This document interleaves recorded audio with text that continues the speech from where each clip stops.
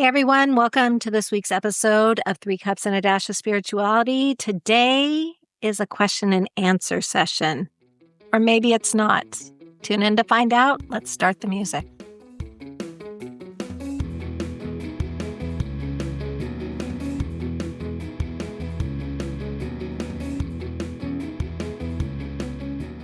Hey everyone, welcome to this week's episode of Three Cups and a Dash of Spirituality, or 3C and D, like those in the know like to call it. 3C and D. Yeah. Do you never call it that?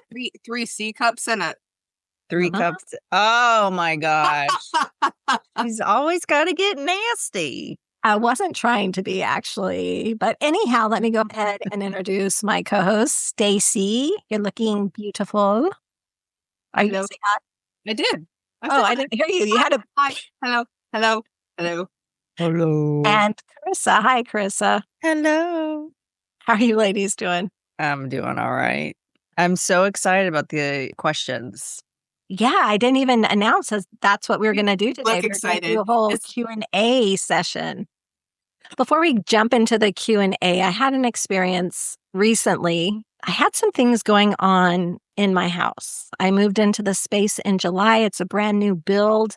I'm not sure why things are happening yet. I haven't tapped in, but my husband was traveling and I was laying in bed, and all of a sudden I'm like, there's someone in bed next to me. There's somebody in this room. So it was a little bit freaky. I turned on the lights. I distracted myself from it, went back to sleep.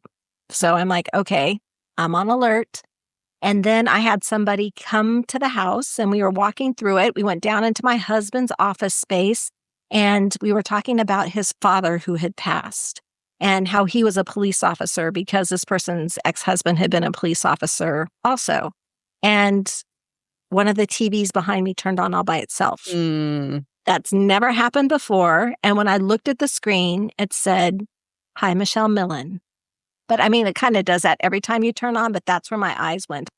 So later that night, I was recording some of the exercises that we do on social media. And I was getting ready to go on vacation, so I was recording quite a few. And this one episode, or this one short, whatever you want to call it, I'm talking, I talk with my hands. That's just who I am. And all of a sudden, balloons on my screen started going. And I'm like, what is happening? And I'm getting freaked out. And so on its own, I probably would have been like, oh, okay. But with the other two things, I'm like, oh, someone's trying to get me a message. And I really sat with that for a long time. I sat in front of my computer and I went, wow, like with my hands trying to get it. And it wasn't on Zoom. No, it was on Snapchat. I was filming through Snapchat. Yeah, but it didn't happen again. No, it didn't happen again. But it was really bugging me. So about a month later, I was still researching it. And when you hold up two fingers like this and your camera catches it, balloons go off. I didn't know that. On Snapchat? Yeah. Well, on anything. I mean, mine's not. I'm more on Zoom. It's not happening. I know I'm doing it right now. It's not showing up, but I did do the research and I had to go back and watch the video. And as soon as I went like that, the balloons came up. So I thought it was totally spiritual. Totally not spiritual. But that's okay. There you go. Stacey just got him. So I had to turn on reactions to make it happen. Oh, I didn't even know there was a reactions thing. Like I have recorded hundreds of videos and it's never happened. Yep. There you go. There you go. Yeah. But I obviously knew maybe it wasn't spiritual because I kept researching it. But I was like, wow, who's trying to talk to me? I'm so glad I didn't make a video about it. I like how you bring this up because a lot of people, they'll have those experiences and then they'll say, oh my God, there's another one. And you should think critically about them, right? You don't want to go in Delulu land. But then they may talk themselves out of it. Well, that happened, so all the rest is all, I just made up the rest. No.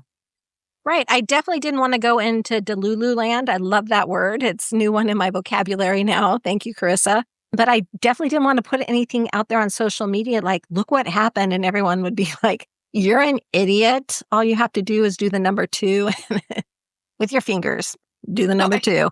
And that's what happens. I think for me, this goes back to previous conversations that we've had where people are looking for signs. We want signs from the universe.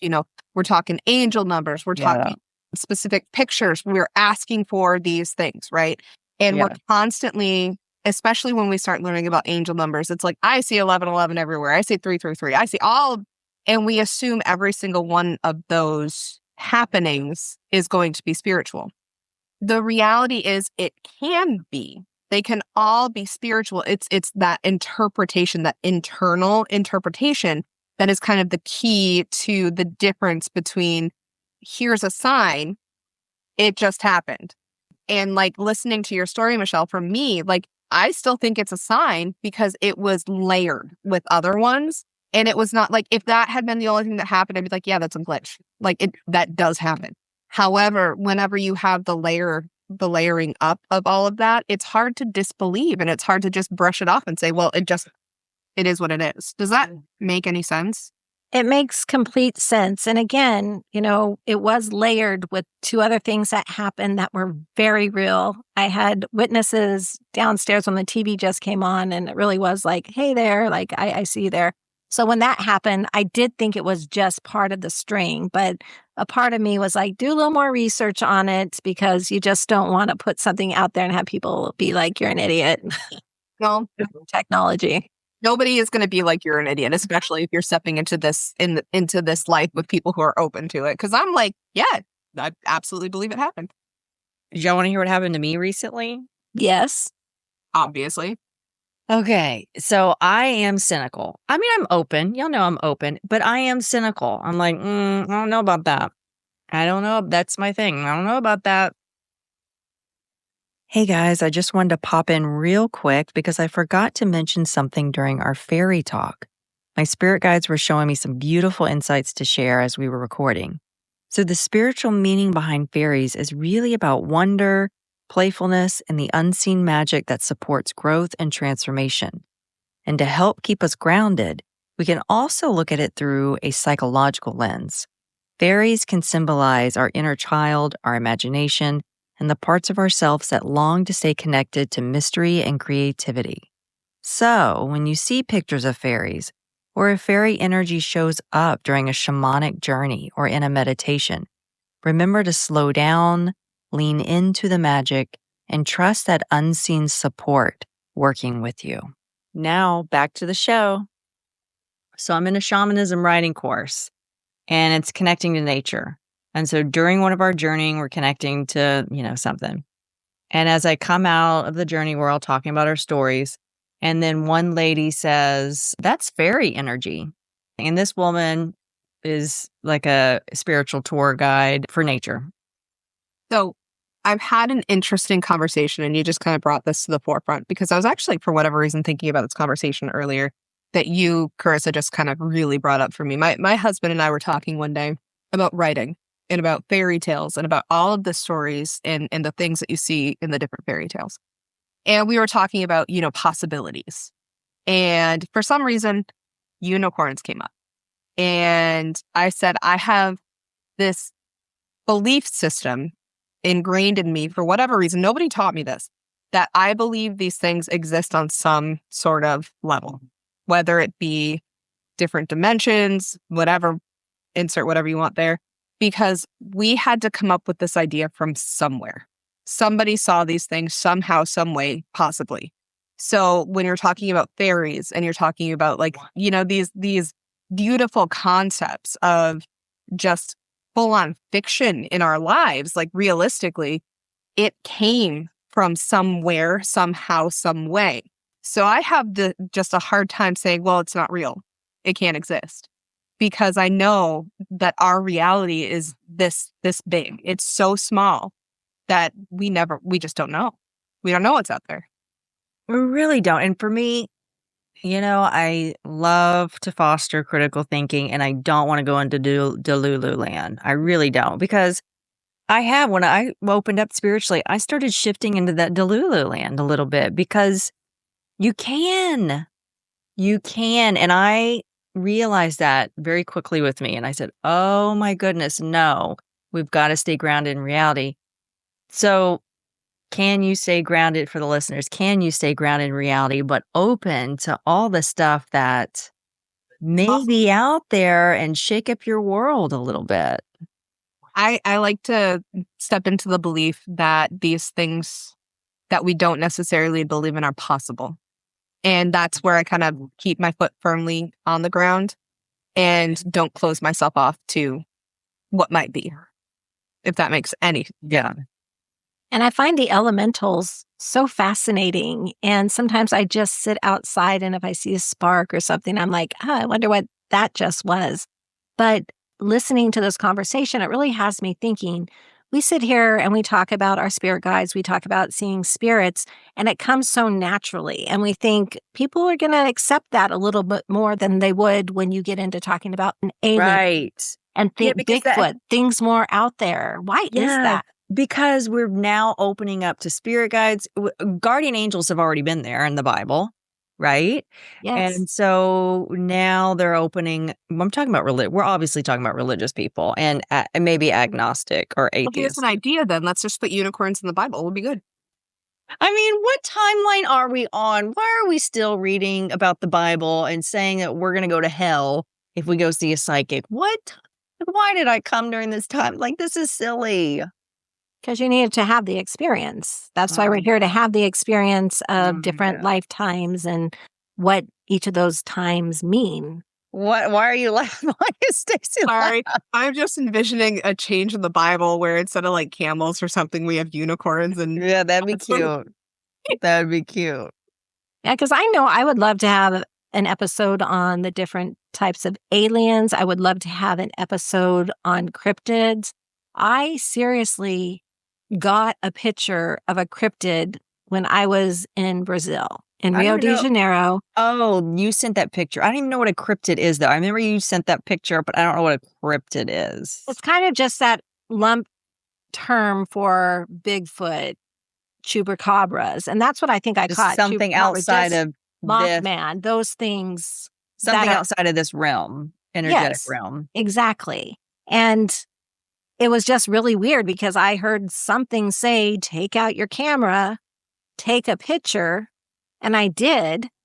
And then I saw this thing in the trees and I can't explain it. And, it's one of those things where you're sitting there going, I really hope other people can see what I'm trying to show them in the picture because sometimes I do see faces. And so, yeah, it gets a little weird. And then you're like, I'm going to get judged for saying that. Well, I will actually, just because if you're going to get judged, I will get judged right along next to you because I remember I have one very, very, very strong memory of being a kiddo. I don't remember how old I was. I'm not even going to step into that because at this point in time, it doesn't matter. My best friend and I were at Girl Scout camp and it was she and I sitting outside at night and it's middle of summer, really hot here. And I remember seeing a fairy like right in front of me, fly up right in front of me. And we were searching for them. I'm not sure why we were looking for them almost the entire time we were at camp, but we were. Like that was our goal in life was to see a fairy and stuff like that. But I had already stepped into like I was seeing things essentially at that age. Anyways, that makes me sound like I had some issues. But no, I was experiencing paranormal things that I didn't quite understand. So while I was at camp this particular week, we were searching for fairies. And it was just she and I. And she and I still talk to this day. She's my absolute best friend. Sitting outside and one flew up. And I remember sitting there staring at it because I was trying to make it turn into a moth. Like I was trying to make it make sense in my reality because I didn't know what I was looking at. So she and I both saw it. We didn't talk about it. A little while later, we came back and it turned out that we both had kind of experienced the exact same thing where we were like, it looked like a human with wings. Like it looked like a little tiny human with wings that was just like right in front of us. And that was it. That was the only time we ever saw them. And I think we stopped hunting for them after that. But And it was like too real. yeah. Yeah. Yeah. And, I think in 50 years, this stuff's going to be kind of like spirit guides where it is today. It's still a little taboo, but it's not. Oh, yeah. And, I'm going to give a presentation for psychology college course class coming up. And I said, and I told the professor, I want to make sure this is what it's about. This is how I work with my clients. But it is, it's got a lot of shamanism in it. I want you to be okay with that. She was like, "Oh, my class loves this. They're so excited about it." Yes. And I'm like, "Oh, that's interesting." Like things are already starting to evolve and move, I feel like. Absolutely.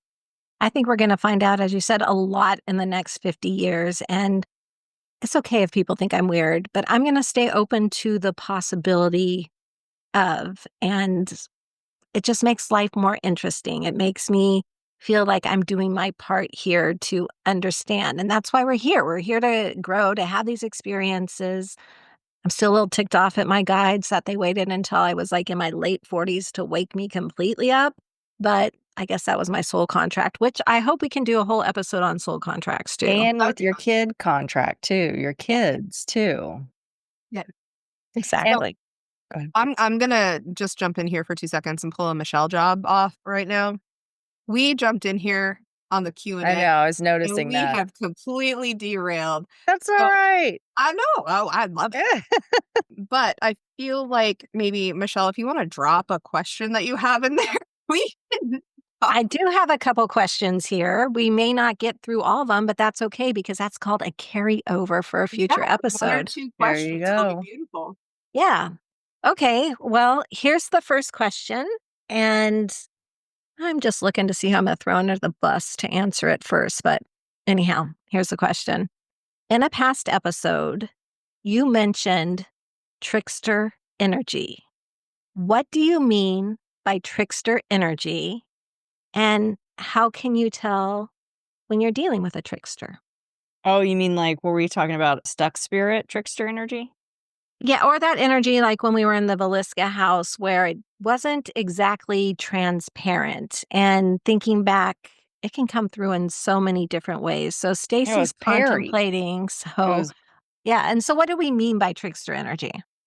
So, like, for me, what comes up with that is just kind of a playful energy, but it can be malevolent as well. So you've got that playful energy that can go either way, but what is good and bad, we're not going to dive into the philosophy of that, but if you're talking about trickster energy, it's just something to catch you off guard, right? Like, so it can be really good, or it can be really like a really loud noise that scares you. It doesn't have to be extreme, right? Yeah, Perry came in and he was like, "Hey, you and I are the same." And da da da da. It's like, dude, no, we're not. No, we're not. You killed people. We are not the same. Like he was trying to be like, "Hey, I got you, you got me." That kind. Not saying I'm a murderer or anything, but you get what I'm saying. Yeah, we're on the same page. We can vibe together. We Yeah, have we can fun vibe together. together. Yeah, we get each other. No, See, we don't. that's not what I think of when I think of trickster energy, though. Like, I that to me feels manipulative. That feels It. like a manipulative energy. Trickster energy feels like I'm gonna drop something in the shower while you're in there and scare you, like just to make you jump, Mm. like that jump, like playful. So I guess that's a really good question to start with. Yeah, I think when I speak of trickster energy, I don't necessarily see it as a playful energy. I see it more as an energy that's trying to distract me from something or lead me to Mhm. believe something else. Like when we were in the Velisca Axe house and we were working with the spirit boxes, I mean, we were asking questions, we were listening, and then we realized that the answers coming through were things from our everyday life that we didn't discuss in the house. It was letting us know in a playful way, in kind of like watch yourself way, that it had been keeping track of us. It's So always that's kind of what I think of when I think of a trickster energy. They're just kind of trying to throw you a little bit off your game. And again, maybe it's not completely negative, maybe it's not completely positive, I think it but can mean a they're little not giving everything. you a straight answer. They're gonna try to mislead you in some way. That's what I think of with I tricks. think, yeah, it could show up in people's lives differently. I agree. And it almost feels like there is that thought process behind it. It's a little bit cunning, if that's the right Yeah. word, a Yeah. little bit, yeah, just trying to get in there and Yeah. distract you and to let you know maybe you don't know as much as you know, and maybe you're stepping into something you're not ready for. Mm. So, interesting question, and we all 3 Those have different answers. So, it's those good to know haunted that our but it's definition. those I think because Michelle has been in all, and I didn't go to the Velisco house. I think her definition of trickster is different because she went into those haunted, darker places. Well, I think that's where it kind of takes the negative twist. The twist, yeah, it where changes. it can be that almost manipulative energy, whereas I'm sitting here thinking about, I had a negative entity that was messing with me when I was trying to do a clearing, and I like that trickster energy, like I'm doing the clearing and stuff starts falling in a different room because they were trying to trick me to not Distract you, to right. distract you. And it was more jump scare than it was almost a manipulation of my experience. It did scare me at the moment, but then I stepped right back into the ability to say I have a body, you don't. But I also see trickster energy as doing those funny things like moving your car keys and, not making you search for them, but perhaps you set them down on the coffee table and you remember setting them on the coffee table and now they're on the counter instead. And you didn't move them from one place to another because that's like hey, I'm here, turning on a TV. Hey, I'm here. Like you're going to notice me. I'm kind of just drawing attention to myself. Yeah. But I think it can go extreme one way or another too. And it's also the context. Right. Going into these Yeah. haunted places. These haunted places, they're kind of dark. They kind of like draw in dark. I mean, let's just get real. They do. They do. So you have to make sure you're very protected. But this is kind of leading me into another space also, because have you ever been around an entity, and maybe Perry falls into this, where they're trying to lead you to believe there's something or somebody that they're really not? Like maybe they're coming through as your grandma who has passed. Like, is there a way to protect yourself from that energy or to spot that energy? I have never had that. And honestly, I'll knock on wood, but I may get my butt handed to me. I feel like intuitively, if someone tried to be my grandmother, I would pick that up very quickly because I know several ways she would present herself to me. And I already know what's the relationship like with her and I right now as she is passed over. So I don't think a stuck spirit could do that with me. I'm going to just go ahead and say it. So I'm gonna agree with you on that one because I think a stuck spirit can manipulate your emotional ability to comprehend. So for me, the second I'm dealing with a spirit and I find that my emotions are starting to dip down in a not good way, I immediately know that this energy is stuck. I immediately like that's my gut. That's my immediately go to is the spirit does not belong here. It's not crossed over. Because when we work with spirits that are crossed over, it's not even that it's upward lifting. It's that emotional manipulation is not going to take place. Yeah. All of the spirits that I've ever worked with that are crossed over are on path, off path, period. Like if you're off path, they're going to say you are off path. Yeah. Here's what you need to do to get on it, which is what raises that vibration.